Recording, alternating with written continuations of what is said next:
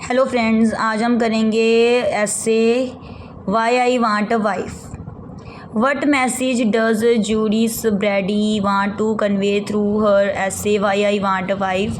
अब जो संदेश है इसका ऐसे का वो बताना है। The essay why I want a wife is based on the idea that which is very relevant to the modern times. अब जो ऐसे है ना कि हमें क्यों चाहिए मुझे एक वाइफ, वो आधारित है आजकल की जो मॉडर्न टाइम है उससे मिलता जुलता है। The theme presenting the conditions of wifes has been brought out through satire. अब थीम क्या है? प्रेजेंट करना, पेश करना जो हालत है, जो पत्नियों की हालत है उन्हें लाया गया है, एक व्यंग के थ्रू सामने लाया गया है। It is accepted the wives will do the household work, bear children and take care the guest and the husband। अब क्या होता है, ये स्वीकार किया जा चुका है कि जो वाइफ्स हैं ना वो क्या करेंगी, घरेलू काम करेंगी, बच्चों की देखभाल करेंगी, गेस्ट की करेंगी और अपने हस्बैंड की, है ना।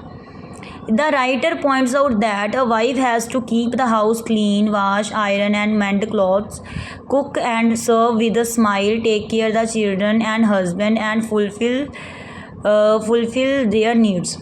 अब क्या कहता है, राइटर ने ये पॉइंट आउट किया है कि एक पत्नी जो है वो उसे करना पड़ेगा, घर को क्लीन करना पड़ेगा, वाश करना पड़ेगा, कपड़े प्रेस करने पड़ेंगे ना, अच्छे से रखने पड़ेंगे, कुक करना पड़ेगा, सर्व करना, खिलाना विद स्माइल, मुस्कुराते हुए, टेक केयर करना, देखभाल करना बच्चों की एंड हस्बैंड की, और उनकी जो ज़रूरतें हैं उनको पूरा करना। The wife has no liberty no relief from household. तो जो पत्नी है उन्हें कोई आज़ादी नहीं है, कोई आराम नहीं है घरेलू कामों से। Her duties involves the household, house maid, babysitter, hotel waiter and nurse. उनकी जो ड्यूटीज़ हैं, कर्तव्य हैं, उसमें शामिल है हाउस होल्ड घरेलू काम हो गया, हाउस मेड बनना, बेबी सिटर बनना, hotel waiter and nurse. As wife do those work free of cost. और ये वाइफ ये सारे काम क्या करती है, फ्री में करती है, कोई इसके पैसे तो नहीं लेती ना वो। The condition of wife is verse then a servant. जो पत्नी की हालत है वो एक नौकर से भी बुरी है। The wife is 24 hour servant. अब वाइफ जो है वो 24 घंटे काम करने वाला नौकर है। She is expected to be good cook, hostess, good house. मतलब क्या है, उससे एक्सपेक्ट किया जाता है, आस रखी जाती है कि वो अच्छा पकाए, ठीक है, होस्टेस करे, और good house keeper and faithful wife, ठीक है। और मतलब एक फेथफुल वाइफ मतलब हमेशा वफादार रहे।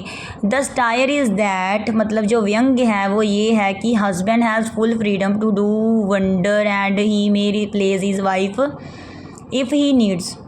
तो मतलब व्यंग ये है कि जो हस्बैंड है ना, जो पति है, वो पूरा उसे आज़ादी है कि वो इधर उधर घूम सकता है ना, और अपनी वाइफ भी रिप्लेस कर सकता है, बदल सकता है अगर उसे ज़रूरत पड़े तो, ठीक है।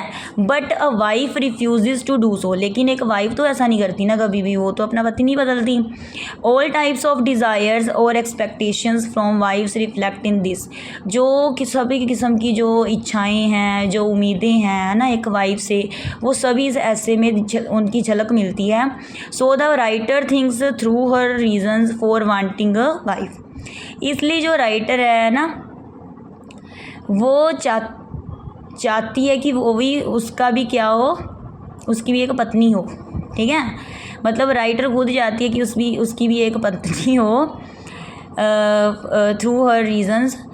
One things why have paid servant when one can a wife. क्यों कोई देगा नौकर को पैसे अगर उसके पास वाइफ है तो, है ना। तो ये था इसकी summary, why I want a wife, complete है। थैंक्स।